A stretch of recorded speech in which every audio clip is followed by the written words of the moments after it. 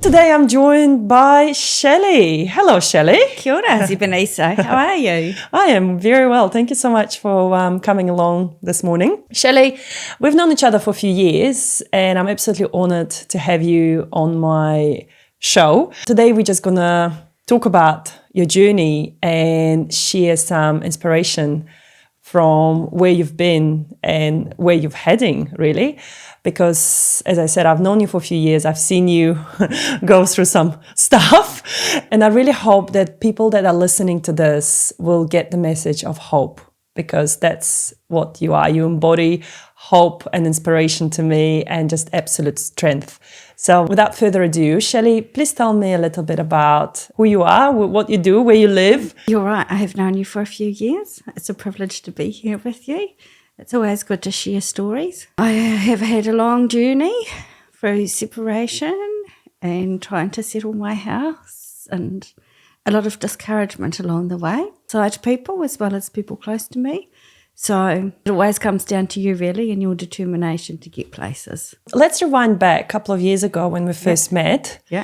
Do you want to share a little bit of that memory? How did we meet? Under what circumstance? Sure.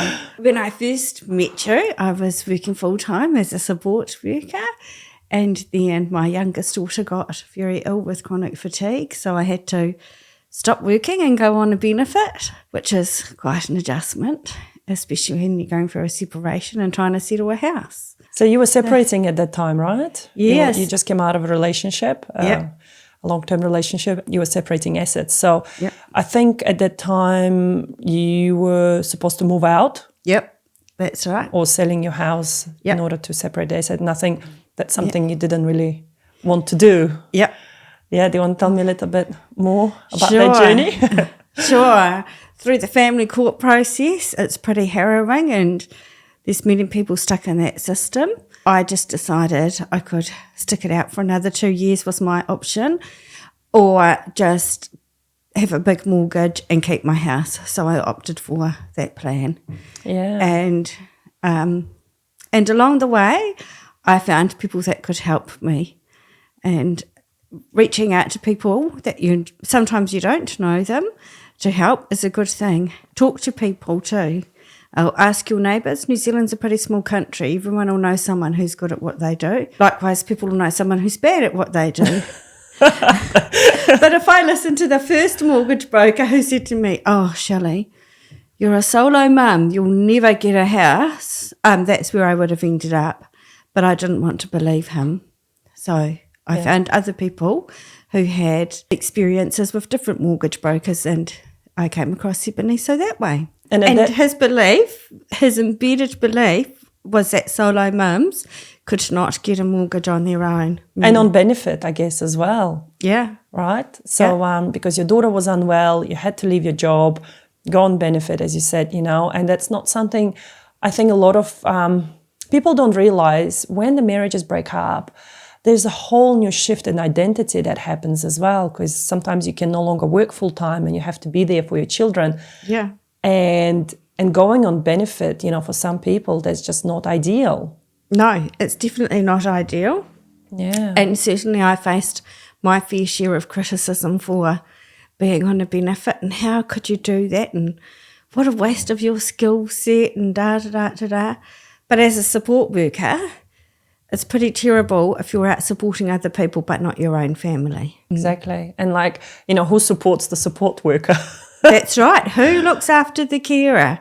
Yeah. And it's still a big discussion these days. Because the reason I wanted to have you on my show today was to help other mums, because I deal with a lot of single mums. I don't know what it is, but the last 12 years of my career saw me help so many single mums to get across the line. In your position, going to someone would just absolutely destroy the hope, because you have to fit that box of a couple maybe buying a house together, have a full-time jobs, not even thinking that there could be options outside of that scenario.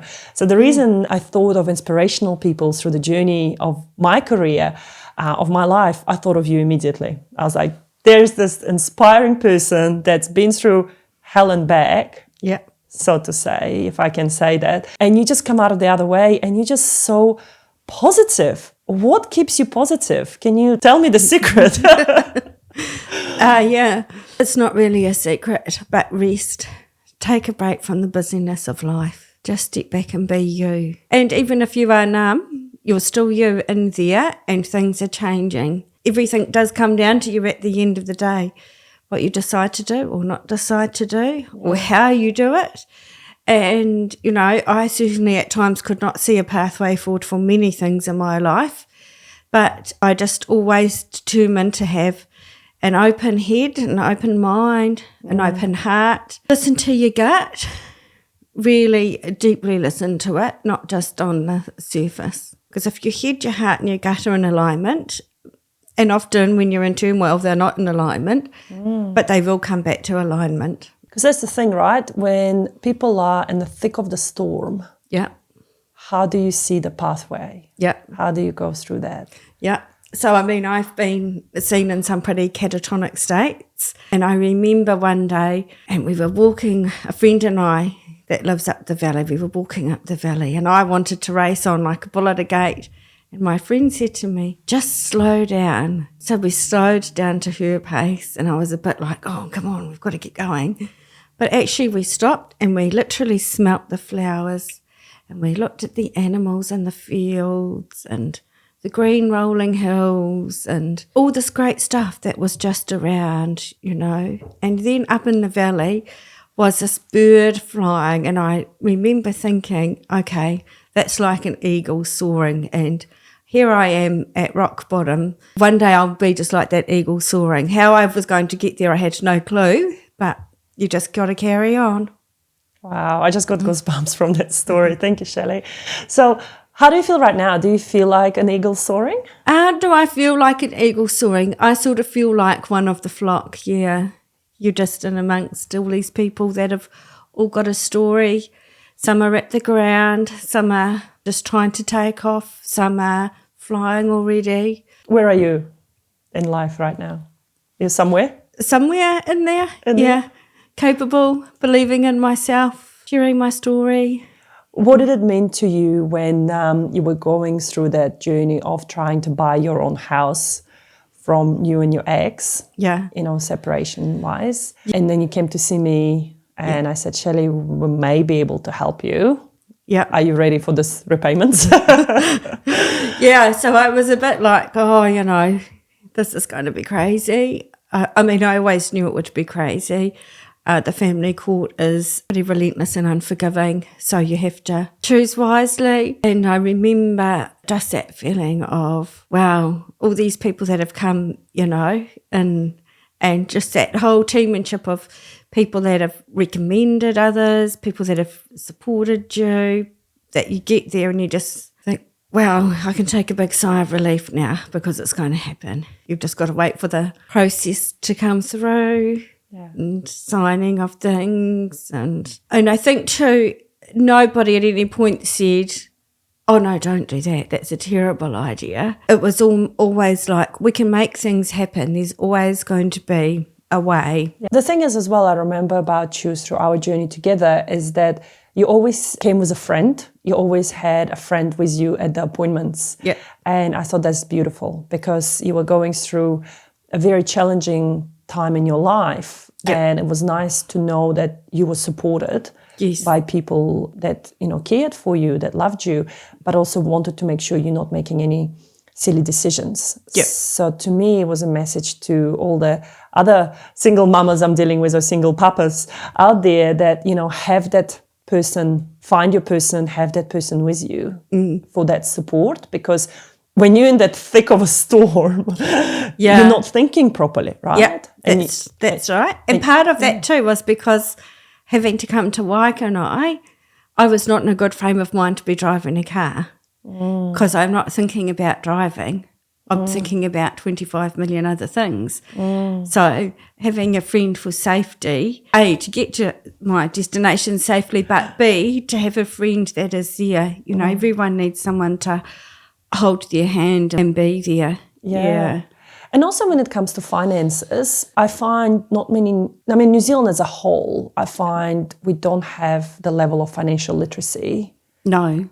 that should be there, right? And people make choices that ultimately may not be good for them, like getting, in really high percentage debt, high interest debt, you know, or racking up all the credit cards and thinking I'll pay that off later, getting afterpays, etc. What has been your journey with the financial literacy? So I did have a credit card, and as soon as I'd paid it off, I cut it up. Yeah, never used one again. If I needed it, I just saved up, went without.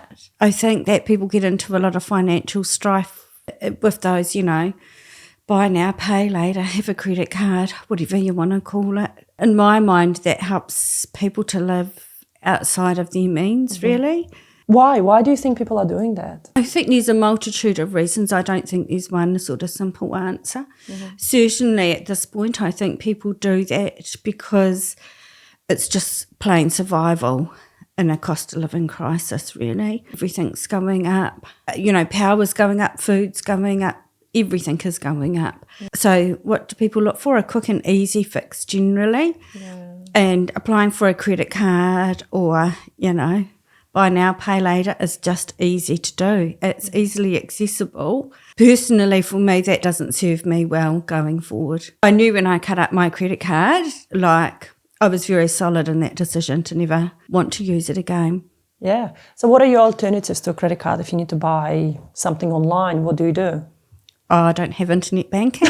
I don't do online shopping. I'm not one of those people. Yeah, all of that stuff causes me great stress because I just think it's temptation for people. Yeah. And people are vulnerable. If you're in a situation where you're buying things on a credit card or, buy now, pay later, you're vulnerable. Yeah. Yeah. And that's what I'm finding as well. Because what I found through my journey in the financial world is that right now we live in this world of instant gratification, right? We want things instantly. You want to heat something up, you go to the microwave, press a button, you got it.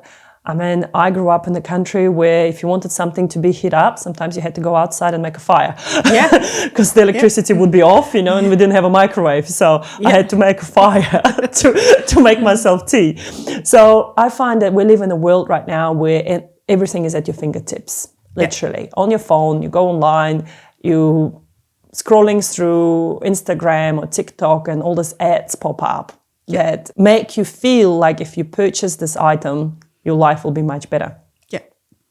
And as you said, I think rightly pointed out, that vulnerability of not feeling good enough about yourself, you think by buying those things, even though you don't have money for it, by using those facilities, it may help you get ahead. But what horrified me recently was when I saw Afterpay available on groceries. And to me, it's a area of no return, because the moment you start buying groceries on Afterpay, you can't get out of that cycle. Because imagine you buy something today, and then you've got 4 payments coming out, right? But it's 4 weekly payments, and then next week you have to go grocery shopping again, and then what? So it just keeps spinning and spinning and spinning from there. So you have to make some tough choices. Have you been teaching your girls about that? Yeah, my children have seen me worry about putting food on plates and how we're going to do things. And, during a lockdown, I had reported some fraud that my ex-partner had committed against me using my name, and my bank card got swallowed. Wow. So I went through a lockdown with my children with no money and no access to food. So I certainly know tough times. Wow. And my children have seen me get out of that. My children have seen our village come and help us, because you've got to leave things non-contact and do this and do that and not drive 5 kilometres past your house to figure out ways. So certainly, yes. And people would say, but if you had a credit card, wouldn't that be so much easier? Probably not, because then I'm stuck in a financial cycle. Yeah. So let's just not get stuck in another cycle when we don't need to be. No. Yeah. So, and also grow your own fruit and vegetables. I know that the cost sometimes seems expensive when you're buying fruit trees to plant, but actually look after them, nurture them. They will give you food for a long time to come. That's right. Yeah. I mean, at the moment, fruits and veg is more expensive than a bag of chips and Coke, right? Yep. It's cheaper to buy junk food. Yeah, but the fruit and veggies will fill you up for longer. That's right. That's what I always tell my children. Yeah. Nutritional food might be, on the face of it, more expensive, but money is only one part of nutrition. Buy the stuff that would cost a little bit more. I help at the Fruit and Veggie Co-op, so we get fruit and veggies for $15 every week. Oh, wow. Yeah. I should join that. Yeah.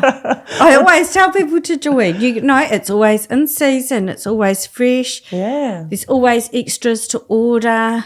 It's affordable for people. Yeah. It's affordable for if you're a single person living alone. It's affordable if you're a couple. It's affordable if you've got a family. Yeah. And that's the thing. I think there's so much out there that people just have no idea about. Yeah. And that's why, you know, people like you coming onto this and sharing that knowledge, sharing that experience, I hope if it helps even one more person to know how to save money or how to get better with money, that's a win, right? Yep. If you can change someone's life for the better. Yep. And again, it comes back to that scrolling. It's instant. If you need it, just look up Kapiti Fruit and Veggie Co-op. It'll take you to the link. It tells you all in the pinned post what to do straight away. It's pretty simple. Yeah. Yeah. But I think too, it's back in the day, idle hands. I think a lot of this online scrolling that people do these days is the updated version of idle hands, you know. So what do you think people back in the day have done? Well, like you said, they teach their kids how to build fires out in the back garden and how to Knitting? cook potatoes in the damper and all of that on their fire in the back garden. They learn how to knit or sew or The life skills. Yeah, have conversation. I mean, I don't have TV in my house, so it's all about conversation in my house. What? You know? Hold on a second. What? You don't have a TV in your house? No. Wow. No, we haven't had a TV for a long time. So no Netflix, no Disney Plus channels, no all sorts of subscriptions that you have to pay money for as well. That's amazing, Shelley. They're just a waste of money, in my opinion. And you're saving electricity as well. Yeah. That's a double win. I think what teaches you in life, no TV or device can teach you things. People teach you things. Yeah. See, and that's the whole idea of why I've decided to do this, because I feel like I've come across so many people in my journey across, you know, that they have so much knowledge and wisdom to pass on. And it's an absolute pity if we don't do this, if I don't get people like you sharing their stories of survival and now thriving. Yeah. Really. So what do you do now? Are you back to your support worker role? So what I do now, I work at the warehouse stationery 2 days a week, which is great. It's a good job. It's a lovely place to work. It's a good team there. I'm obsessed with stationery. Lots of people are, apparently. And I still hold my volunteering roles. I volunteer at Love for Life. I volunteer for Dementia New Zealand. I volunteer at the Fruit and Veggie Co-op. Help at community lunches at St Paul's on the 4th Saturday of every month. Oh, wow. You do a lot. I do a bakery run every Friday afternoon and take food to people that are in need. Wow. Yeah, I do a lot. It's always good to do a lot. One thing you just confirmed for me that's always been in my mind, and I always look around great people, look at the qualities, what qualities they have, you know, what qualities great people have. And that's giving. Because what I find is when people give freely and happily, they usually get tenfolds in return, right? And that's what keeps them positive, and that's what keeps them go, even when they're going through rough times, but when they're able to give to someone else as well, it's just incredible show of character and the strength in their character. So you've just reconfirmed it for me. Despite of everything that's going on in your life, you're volunteering at all these places. But Shelley, tell me one important thing that I always like to find out, especially from my clients, so to speak, budget. What's your view on the budget, and have you got one in terms of you know, day-to-day budget? Yep, definitely have a day-to-day budget. Sometimes it looks a bit thin, and if there is extra money, save it. Just put it away. I use that for emergencies. I have animals. There's 2 cats and a dog in our household, so sometimes things come up with them and you need to pay. Vets are not cheap. So budgets are important. So are automatic payments. Just every week I pay a little bit off the power bill. Every week I pay a little bit off the rates, but rather than wait for a big whack to come in and then, shit, I've got to find thousands of dollars. How am I going to do that? Save the scramble and just pay a little bit. Certainly there's a lot of advocates out there if you need things like that. There's budgeting advice in Coastlands. They're very good. Is it free? Yep.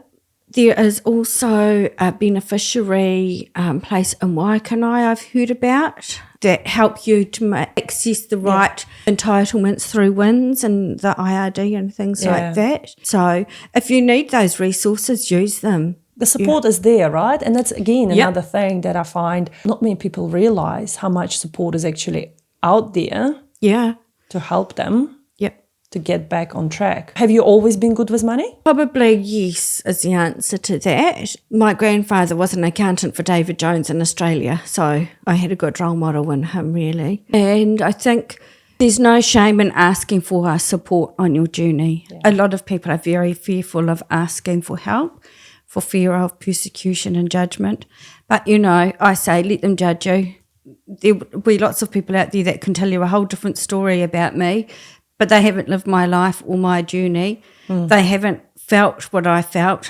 They haven't cried the tears or not cried the tears that I've cried. And I mean, I hate crying at the best of times, but there's some people that I can tell you have seen me cry. I remember our first appointment. I think we both cried. And then we cried again.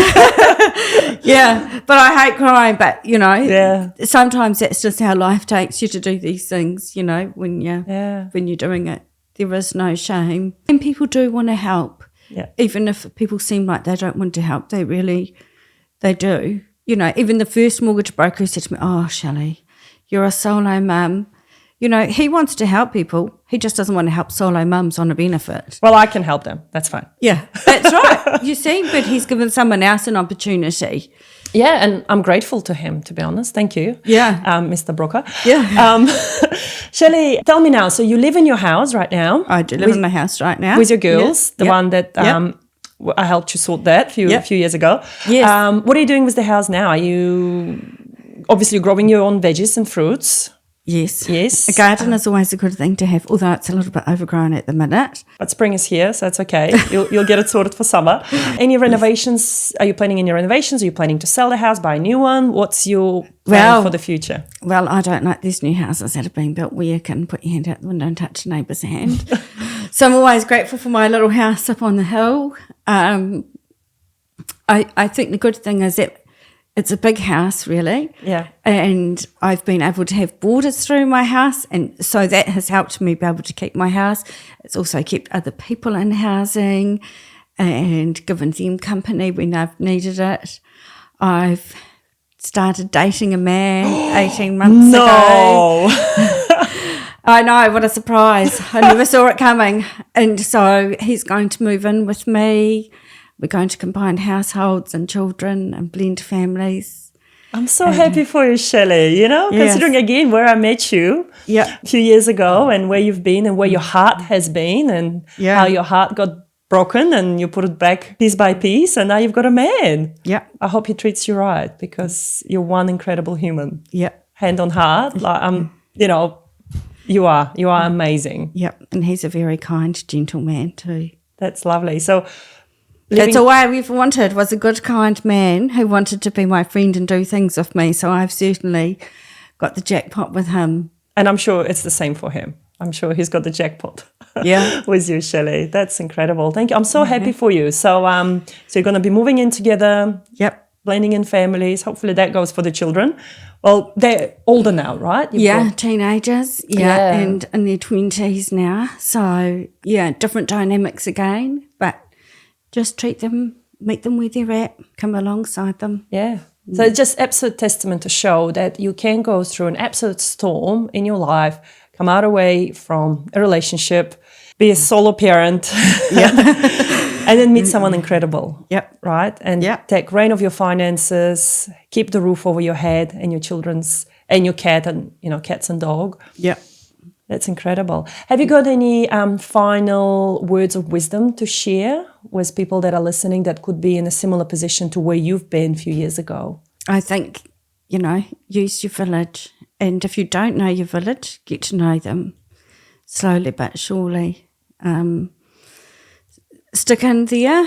And, you know, when things seem bleak and impossible, just never underestimate the power of believing in yourself and how things can go, and also the choices that you can make. Yeah, because you don't need a TV. If people ask about my amusement, what is my amusement or entertainment? Yeah, how do you keep yourself entertained? Oh, Spotify. Yeah. Right. Is it a paid version of Spotify? Yes, because I've got a family, so all 6 spots on mine are taken up. So I can't join your Spotify family? Oh, okay. Unfortunately, no. But it's pretty reasonable.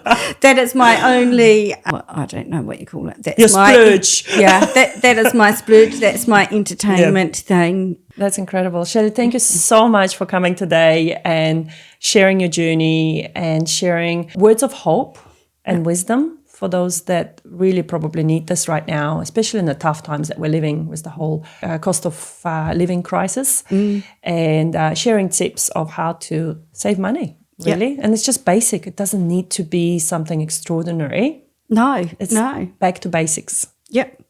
You know, even if you can save $1 or $2 a week, I mean, that's what I used to do. And people used to think it was hilarious.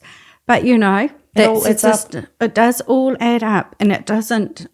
Everything is also very glorified and big and huge, but actually just take a step back, start somewhere and build yourself. Yeah. Oh, that's incredible. Thank you so much. And have a lovely week ahead. Thank you. Thank you for the privilege of coming and sharing. It's been awesome to have you. Thank you, Shelley. Thank you.